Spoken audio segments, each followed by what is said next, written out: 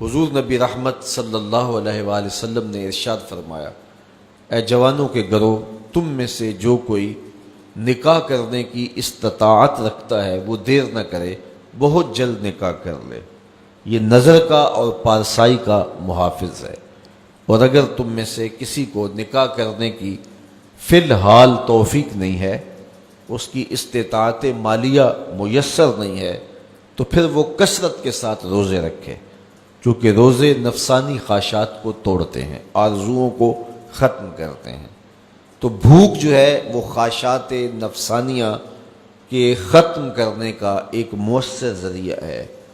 تو ہمیں صبح سے لے کر شام تک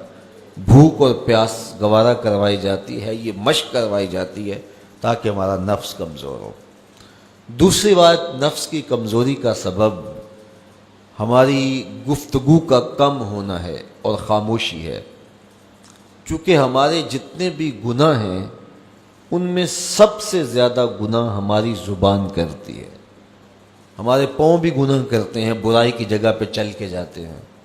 ہمارے ہاتھ بھی گناہ کر لیتے ہیں، کسی پہ ظلم جبر کرتے ہیں، ہمارے کان بھی گناہ کرتے ہیں کہ نغمے اور گیت سن لیتے ہیں، ہماری آنکھیں بھی گناہ کرتی ہیں کہ غیر محرم کو شہوات سے دیکھ لیتی ہیں، ہمارا دماغ اور سوچیں بھی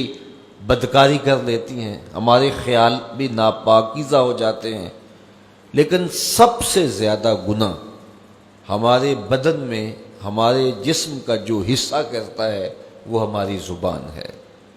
ہاتھوں کے گناہ بھی محدود ہیں، کانوں کے گناہ بھی محدود ہیں،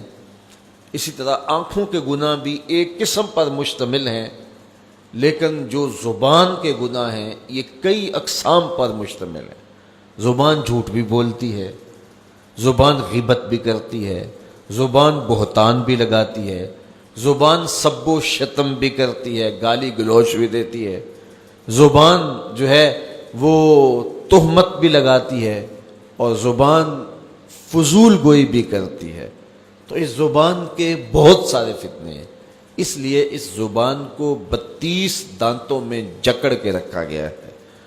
لیکن اس کے باوجود یہ بے قابو ہو جاتی ہے۔ ایک روایت میں آتا ہے جب صبح طلوع ہوتی ہے تو پورے اعضائے بدنیہ زبان کے آگے ہاتھ جوڑتے ہیں اور اس کو کہتے ہیں کہ تو جو ہے وہ خاموش رہنا، تیری وجہ سے پورا بدن فتنے کا شکار ہوتا ہے۔ تو زبان کے گناہ سب سے زیادہ ہے، اسی لیے میرے اور آپ کے آقا و مولا نے ارشاد فرمایا، تم جو 2 جبڑوں کے درمیان یعنی تمہاری زبان اور 2 ٹانگوں کے درمیان تمہاری پارسائی کی جگہ، ان 2 چیزوں کی مجھے ضمانت دے دو، میں محمد تمہیں جنت کی ضمانت دے دیتا ہوں صلی اللہ علیہ وسلم۔ تو یہ زبان بہت زیادہ گناہ جو ہیں وہ انسان کی زبان کے ہیں، اس لیے روزے کے اندر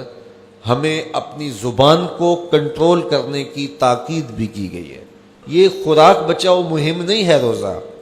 کہ اس سے تم نے کوئی بچت کرنی ہے، بلکہ اس سے بھی نفس کشی کے لیے ماحول پیدا کیا گیا ہے۔ تو اگر پیٹ نے روزہ رکھا ہے تو زبان رکھتی نہیں ہے، تو پھر صرف پیٹ کا روزہ ہوا اور زبان کا روزہ ہی نہ ہوا، اور زیادہ گناہ جو ہیں وہ پیٹ کے نہیں ہیں، زیادہ گناہ زبان کے ہیں۔ اور اگر کوئی شخص حلال کردہ چیزیں رب کی وقتی بندش کی وجہ سے ان سے رک جاتا ہے، کھانا نہیں کھاتا، پانی نہیں پیتا،